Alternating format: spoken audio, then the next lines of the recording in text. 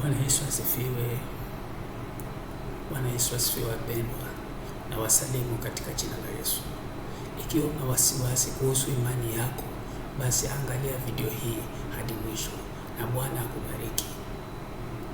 Nitasoma katika kitabu cha Yohana wa kwanza mstari wa kwanza hadi wa 3. Hapo mwanzo kulikuweko na neno, naye neno alikuweko kwa Mungu, naye neno alikuwa Mungu. Bwana Yesu asifiwe.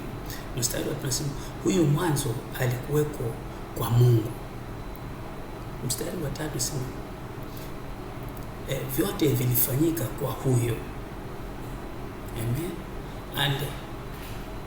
Na pasipo yeye hakukufanyika chochote, hakuna chochote kilichofanyika. Bwana Yesu asifiwe.